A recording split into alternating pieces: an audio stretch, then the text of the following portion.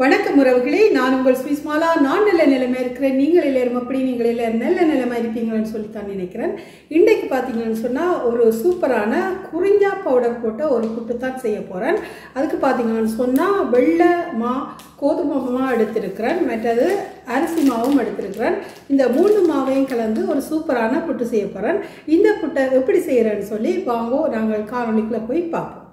Friends, இப்போ வாங்கோ இந்த குறிஞ்சா இலை புட்டுக்கு என்னென்னலாம் தேவைன்னு சொல்லி நாங்கள் பார்ப்போம். பார்த்தீங்கன்னு சொன்னால் கோதுமை மாவு வந்து இதில் 2 சுண்டு எடுக்க போகிறேன். சிவப்பு அரிசி மாவில் வந்து 1 சுண்டு எடுக்க போகிறேன். இந்த குறிஞ்சா இலை பவுடர் இருக்குத்தானே, அதில் வந்து நான் 1/4 கப் தான் எடுக்க போகிறேன். ஏன்னு சொன்னால் அதிக அளவில் குறிஞ்சா இலையை நாங்கள் சேர்த்தோம்னு சொன்னால் புட்டு வந்து ஒரு கசப்பாக இருக்கும். ஆனால் இதில் நீங்கள் பார்த்தீங்கன்னு சொன்னால் நீரிழிவு நோயாளிகளுக்கு இதில் நீங்கள் புட்டு செய்கிறதா இருந்தால் கொஞ்சம் குறிஞ்சா இலை பவுடரை கூட்டிக் கொள்ளலாம். ஆனால் அளவாக கூட்டுவது தான் நல்லது. இல்லைன்னு சொன்னால் கசப்பு தன்மைன்னு சொன்னால் சாப்பிட முடியாத ஒரு தன்மையாக இருக்கும். என்றபடியாக நீங்கள் அளவாக குறிஞ்சாத்தூள் பவுடரை போட்டுக்கொள்ளுங்க. அடுத்தது பார்த்தீங்கன்னு சொன்னால் இதுக்கு தேவையான தேங்காய் பூ வந்து அரைக்கப்படுத்திருக்கிறேன். உப்பு வந்து தேவையான அளவுக்கு போடுங்கோ. மற்றது தண்ணி எடுத்திருக்கிறேன். இப்போ பார்த்தீங்கன்னு சொன்னால் இந்த வெள்ளை கோதுமை மாவை நாங்கள் ஒரு குறைஞ்சது 8 நிமிஷமாவது வறுத்தெடுக்க வேணும். வறுத்தெடுக்கிறேன்னு சொன்னால் எப்படி வறுத்தெடுக்கிறது? அதாவது அடுப்பை வந்து மீடியம் ஹீட்டில் வச்சு கொண்டு தான் வறுக்க வேணும். ஏன்னு சொன்னால் இந்த மாவு வந்து அடிப்பிடிச்சு கருகிறதுக்கான வாய்ப்புகள் இருக்குது. என்னபடியாக குறைஞ்ச அளவில் நெருப்பில் வச்சு நாங்கள் வறுக்கிறது தான் நல்லது. இப்போ பார்த்தீங்கன்னு சொன்னால் இதோட உங்களுக்கு இன்னொரு விஷயத்தை நான் சொல்லணும். என்னென்னு சொன்னால் ஊரில் பார்த்தீங்கன்னு சொன்னால் இந்த குறிஞ்சா இலை மாவை எப்படி தயாரித்து எடுப்பினோம்னு சொன்னால் சிவப்பு அரிசி எடுத்து அதை நல்ல வடிவாக 2-3 மணித்தியாலம் ஊற வச்சு அதை நல்லா உலர்த்தி எடுத்து இந்த குறிஞ்சா இலைகளையும் எடுத்து சுத்தம் செய்து அதுக்குள்ளே போட்டு நல்லா உரலில் இடிப்பினம். இல்லைன்னு சொன்னால் மிஷினில் கொண்டே குடிப்பினம். எடுத்து வடிவாக பிறகு நாங்கள் அதை வறுத்து அரிச்சு எடுத்து அதுக்கு பிறகு தான் நாங்கள் புட்டு மாவாக ரெடி பண்ணுவோம். அப்படித்தான் இந்த குறிஞ்சா மா வந்து புட்டுக்கு வந்து ஊரில் வந்து தயார் செய்கிறவ. இப்போ பார்த்தீங்கன்னு சொன்னால் நான் ஏன் இப்படி தட்டி வறுக்கிறேன்னு சொன்னால் இப்படி வறுத்து கொண்டிருக்கேக்கில் சின்ன சின்ன கட்டிகள் மாதிரி திரண்டு வரும். அந்த கட்டிகள் படாமல் அமர்த்தி நாங்கள் வடிவாக வறுத்தெடுக்கணும். அதுக்காகத்தான் அகப்பைண்ட பிறப்பக்கத்தால் நான் கொஞ்சம் அமர்த்தி இந்த கட்டிகள் இல்லாமல் அழகாக வறுத்தெடுத்து கொண்டிருக்கிறேன்.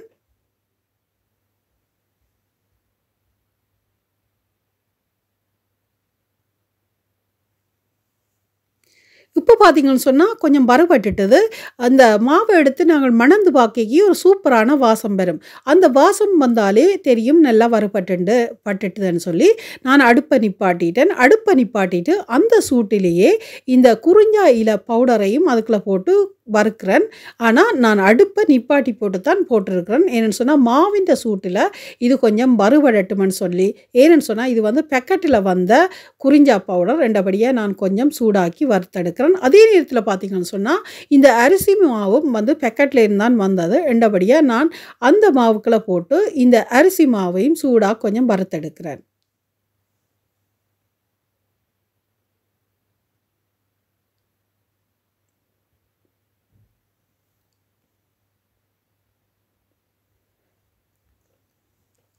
இந்த குறிஞ்சா இலை புட்டு பார்த்தீங்கன்னு சொன்னால் மிகவுமே எங்களுக்கு ஒரு ஹெல்த்தியான ஒரு புட்டு தான். ஏன்னு சொன்னால் இதை வந்து இதுக்கு வந்து அதிகமாக நாங்கள் பணங்கள் வந்து செலவழிக்க தேவையில்லை. என்னென்னு சொன்னால் ஆங்காங்கே கொடியாக எல்லாம் படர்ந்திருக்கும்.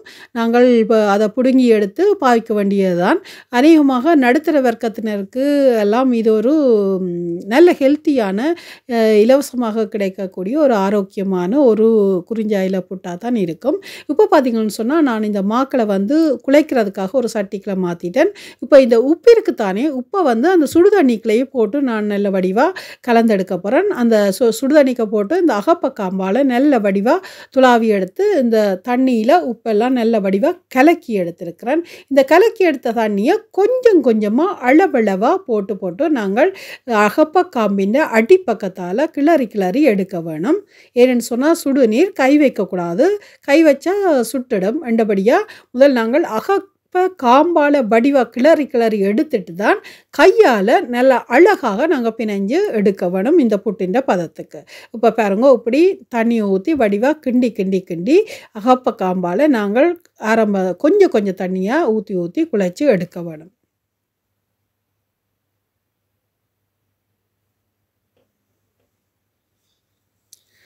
அதோட பார்த்தீங்கன்னா ஃப்ரெண்ட்ஸ் சொல்லிவினம் இது வந்து எங்களுக்கு இந்த குறிஞ்சாயில வந்து செமிக்கிறதுக்கு சாப்பாடுகளை செமிப்பாடு அடைகிறதுக்கு நல்லதுன்னு சொல்லுவினோம். மற்றது உடல் சூடுகளை தணிக்கிறதுக்கும் நல்லமென்று சொல்லுவினோம்.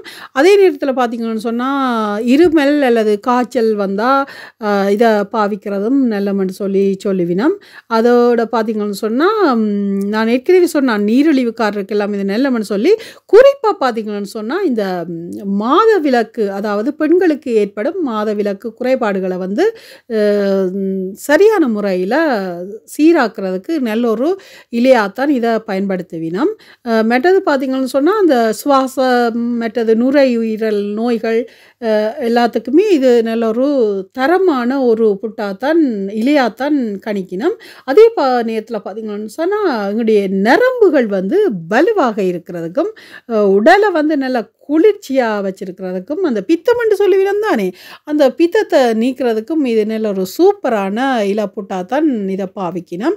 இது வந்து தொன்று தொட்டு அதாவது பழைய காலத்தில் இருந்தே இந்த புட்டுகளை வந்து அவிச்சு சாப்பிட்டு இருக்கணும். அதை எங்களோட முன்னோர்கள் எங்களுக்கும் பழக்கி தந்திருக்கிறோம். நாங்களும் இதை அதாவது இங்கே வந்து புலம்பெயர் நாடுகளில் வந்து வெளிநாடுகளில் வந்து இந்த இலைகள் எங்களுக்கு கிடைக்காவிட்டாலும் எங்களுடைய நாட்டிலே இருந்து இதுகளை ஏற்றுமதி செய்கிறார்கள். அதன் மூலம் நாங்கள் இதை வேண்டி பயன்படக்கூடியதாக இருக்கும். அதிலும் பார்த்திங்கன்னு சொன்னால் இலகுவாக பவுடராகவே எங்களுக்கு பேக்கெட்டாக இது ஈஸியாக கிடைக்கக்கூடியதாக இருக்குது. இருந்தாலும் நாங்கள் அதை உடனடியாக எடுத்து இடித்து செய்கிறது இன்னும் தரமாக இருக்கும். இப்போ பார்த்திங்கன்னு சொன்னால் நான் கையால் வடிவாக மணிமணியாக குழைச்சி எடுக்கிறேன்.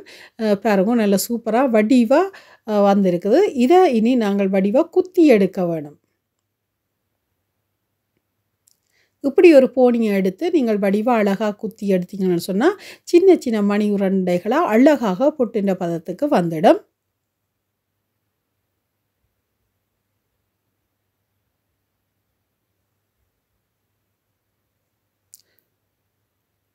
ஃப்ரெண்ட்ஸ் இந்த மாவுக்குள்ள வந்து நீங்கள் உளுத்தம்மா கூட நீங்கள் சேர்த்துக்கொள்ளலாம். ஆனால் நான் இன்றைக்கு வந்து உளுத்தம்மா சேர்க்க இல்லை. அநேகமாக அரிசிமா அல்லது வெள்ளைமா புட்டு அவிக்கிறேன்னு சொன்னால் கொஞ்சம் உளுத்தம்மா பாவிக்கிறது உண்டு. ஆனால் இதுக்குள்ள வந்து ஹெல்த்தியாக வந்து குறிஞ்சாயில் இருக்கிறபடியாக எனக்கு இது போதுமானதாக இருக்குது. மற்றது பார்த்திங்கன்னு சொன்னால் இப்போ தேங்காய்ப்பூ ரெண்டையும் போட்டு இந்த தேங்காய்ப்பையும் போட்டு நல்ல வடிவாக நாங்கள் மிக்ஸ் பண்ணி எடுக்க வேணும். பாருங்க எவ்வளவு அழகாக வந்திருக்குதோ சொல்லி மணிமணியாக.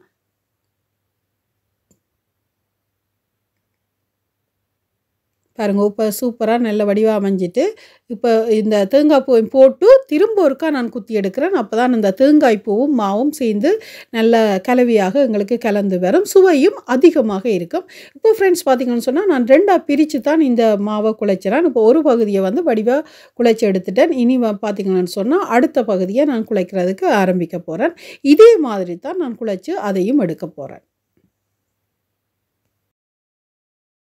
ஃப்ரெண்ட்ஸ் இதில் இன்னொரு விஷயம் என்னென்னு சொன்னால் இந்த புட்டை பார்த்திங்கன்னு சொன்னால் சின்ன ஆட்கள் அதாவது சிறுவர்கள்லேருந்து பெரியவர்களை வேற இந்த புட்டை சாப்பிடலாம். இதில் எந்தவித பாதிப்புமே இல்லை. ஆரோக்கியத்தன்மை தான் மேலோங்கி நிற்கிது. ரெண்டபடியாக எந்த வயதினராக இருந்தாலும் எந்த நோயாளிகளாக இருந்தாலும் இந்த குறிஞ்சா புட்டை அழகாக நீங்கள் சாப்பிடலாம். அதிகமாகவும் சாப்பிடலாம். எந்தவித பாதிப்புமே இல்லை. அப்படித்தான் எங்களோட முன்னோர்கள் எங்களுக்கு சொல்லி எங்களுக்கு இந்த புட்டுகளையும் அடிக்கடி செய்து தந்திருக்கணும். அதே குரக்கன்மா புட்டு, குறிஞ்சாயில புட்டு, ஒடியல்மா புட்டு இந்த புட்டுகளையெல்லாம் சின்ன வயசில் எங்களுக்கு ஆரோக்கியத்துக்காக செய்து தந்திருக்கணும். நாங்களும் சாப்பிட்டு சுவைத்திருக்கிறோம். இப்போ பார்த்திங்கன்னு சொன்னால் மெட்ட பகுதிக்கும் நான் அரைவாசி தேங்காய் பூ போடுறேன். போட்டு நல்ல வடிவாக முதல் செய்த மாதிரியே வடிவாக கலக்கி எடுக்க போகிறேன். வடிவாக கலந்து எடுக்க போகிறேன்.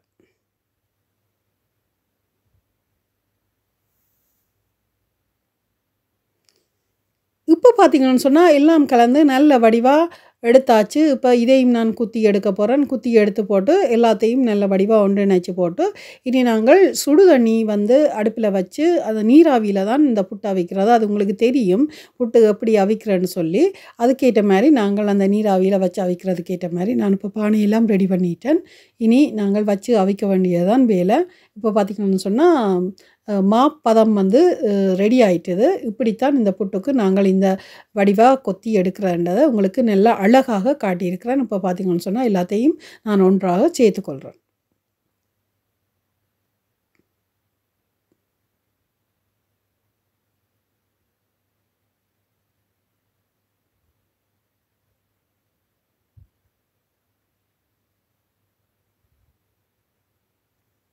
இப்போ பார்த்தீங்கன்னு சொன்னா, நான் தண்ணி வந்து அடுப்பில வச்சு நான் புட்டு அவிக்கிறதுக்குன்னு சொல்லி, அந்த இடைக்குல பார்த்தீங்கன்னு சொன்னா, இந்த பாத்திரங்கள பாவிச்ச பாத்திரங்கள டப்பன்னு சுத்தம் செய்வோம்ன்னு சொல்லி தீர்மானிச்சிருக்கிறேன். ஏன்னு சொன்னா, நாங்கள் சமையல் செய்யக்கலயே எங்களுக்கு கிடைக்கிற நேரங்கள்ல மளமண்டு நாங்கள் பாத்திரங்களையும் கழுவி எடுத்தோம்ன்னு சொன்னா, எங்களுடைய நேரம் வந்து மிச்சமாகிடும். சமைக்கிற வேலை வந்து பெரிய வேலையாகவும் எங்களுக்கு தெரியாது. குறுகிய நேரத்தில நாங்கள் சமையல் வேலைகளை முடித்து எங்களுடைய கிச்சனை விட்டு வெளியேறக்கூடியதாக இருக்கும். அதுக்காக எனக்கு கிடைக்கிற அந்த நேரங்கள்ல வந்து டப்பண்டு பாத்திரங்கள் எல்லாத்தையும் சுத்தப்படுத்திடுவேன். இப்போ சுத்தப்படுத்தி முடிகிறதுக்கு இடையில தண்ணீர் வந்து கொதிச்சிடும். இனி நாங்கள் அந்த கொதிச்ச தண்ணிக்கு மேல இந்த புட்டை வச்சு ஆவியில வச்சு அவிச்சு எடுக்கிறது தான் வேலை.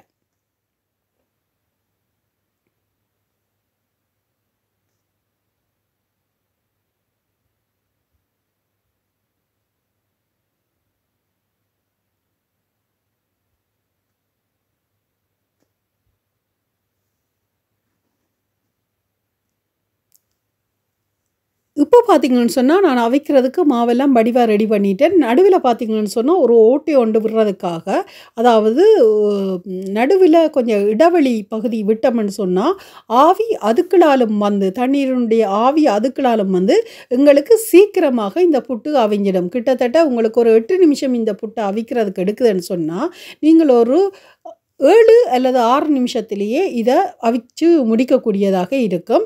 கெதியாக புட்டு அவிஞ்சிடும். அதுக்காக நான் இப்படி ஒரு முறையில தான் புட்ட வந்து ஸ்டீமர்ல வந்து அவிக்கிறேன் நான்.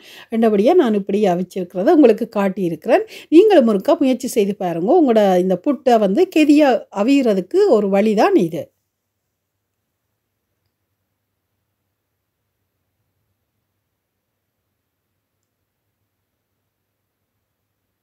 இப்போ பார்த்தீங்கன்னு சொன்னா, நான் அந்த அவிஞ்சிட்டுதோ இல்லையோன்னு பார்க்குறதுக்கு ஒருக்கா திறந்து பார்த்தேன் நான். இப்போ ஒருக்கா எல்லாத்தையும் நான் வடிவா கிளறி விட்டா, நல்ல வடிவா அவிஞ்சிடும். கிட்டத்தட்ட ஒரு 7 நிமிஷத்துக்கிட்ட அவிஞ்சிட்டு, இன்னும் 1 நிமிஷத்துக்கிட்ட நான் வச்சு இத திரும்ப ஒருக்கா அவிக்க போறேன். இப்போ பார்த்தேன் நான் அவிஞ்சிட்டுது. இருந்தாலும் ஒரு 1 நிமிஷம் கூட விட்டு நான் அவிச்சு எடுக்க போறேன். அப்பதான் நல்லா பஞ்சு போல புட்டு வரும். இப்போ பார்த்தீங்கன்னு சொன்னா, புட்டு வந்து ரெடி ஆயிட்டுது. இனி நான் இத சாப்பிட்டு பார்க்க போறேன். எப்படி இருக்குதுன்னு சொல்லி. பாருங்கோ புட்டு நல்ல சாஃப்ட்டா வந்திருக்குது. நான் இத பார்த்தேன்னா நல்ல சாஃப்ட்டா இருக்குது. நல்லா அவிஞ்சு நல்ல வாசத்தோடும் வந்து இருக்கு. இப்ப நான் வந்து இத சாப்பிட்டு உங்களுக்கு இந்த புட்டு எப்படி இருக்குதுன்னு சொல்லி நான் காட்டப் போறேன். இப்போ பார்த்தீங்கன்னு சொன்னா, என்னுடைய கணவர் தான் இந்த இறைச்சி கறிய வச்சவர். பாருங்க நல்ல சூப்பரா தளதளன்னு வச்சு எடுத்திருக்கிறார். அதே நேரத்தில ஒரு இறைச்சி பொரியலும் செய்திருக்கிறார். இந்த இறைச்சி குழம்போட பாருங்க சூப்பரா எண்ணெயெல்லாம் பிறந்து கரையிலெல்லாம் பாருங்க நல்ல வடிவ எண்ணெயெல்லாம் பிறந்து கருவேப்பிலையெல்லாம் போட்டு சும்மா சூப்பரா அந்த மாதிரி ஒரு இறைச்சி கறி வச்சிருக்கிறார். என்னுடைய கணவர் வந்து இறைச்சி கறி வைக்கிறதுல உண்மையிலேயே ஒரு நல்ல கெட்டிக்காரன். எல்லாம் டேஸ்ட்டாக தான் சமைப்பார். இன்றைக்கு வந்து நான் புட்டு அவிச்சது, கறி வச்சதெல்லாம் என்னுடைய கணவர் தான். பாருங்க பொரியலும் செய்து வச்சிருக்கிறார். அதுக்குள்ள வந்து பப்ரிக்கா, அதாவது மஞ்சள் பப்ரிக்கான்னு சொல்லுவோம். குடமிளகான்னு தான் சொல்லுவோம் தமிழ்ல. அதெல்லாம் போட்டு நல்ல பச்சை மிளகாய், கருவேப்பிலையெல்லாம் போட்டு சூப்பராக ஒரு இறைச்சி பொரியலும் வச்சிருக்கிறார். இந்த 2 கறியோடையும் தான் இன்றைக்கு இந்த குறிஞ்சாயில புட்டை நான் ஒரு பிடிக்க போகிறேன். எப்படி இருக்குன்னு சொல்லி சாப்பிட்டு பார்த்துட்டு சொல்கிறேன் உங்களுக்கு எப்படி இருக்குன்னு சொல்லி. இப்போ பார்த்தீங்கன்னு சொன்னால் சூப்பரான சுவையான குறிஞ்சா புட்டு ரெடி ஆயிட்டுது. இந்த புட்டை நான் இப்போ சாப்பிட்டு பார்க்க போகிறேன் எப்படி இருக்குதுன்னு சொல்லி.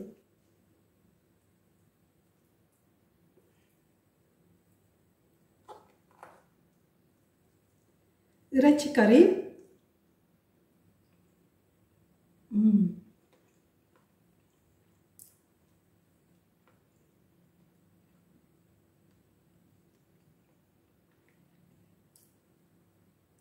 பார்த்தீங்களா, கையில் எடுக்க அவ்வளோ சாஃப்டாக இருக்குது. பாருங்க அப்படியே நல்ல சாஃப்டாக இருக்குது, வாய்க்குள்ள அப்படியே நைஸாக போய்கொண்டிருக்குது, டேஸ்ட்டும் நல்லா இருக்குது. நல்ல ஹெல்த்தியான ஒரு குறிஞ்சா புட்டு. உங்களுக்கும் இந்த குறிஞ்சா புட்டு பிடிச்சிருந்தா நீங்களும் இதே முறையில் செய்து பாருங்க. நல்ல டேஸ்ட்டாகவும் இருக்கும், அதே நேரத்தில் உங்களோட உடம்புக்கும் நல்ல ஆரோக்கியமாக இருக்கும். உங்களுக்கு இந்த காணொலி பிடிச்சிருந்தா லைக் பண்ணுங்க, ஷேர் பண்ணுங்க, சப்ஸ்கிரைப் பண்ணுங்க.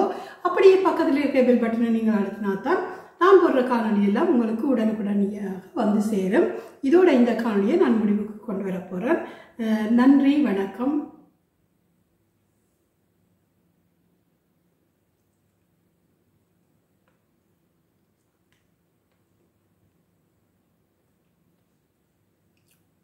இறைச்சி பொரியல்.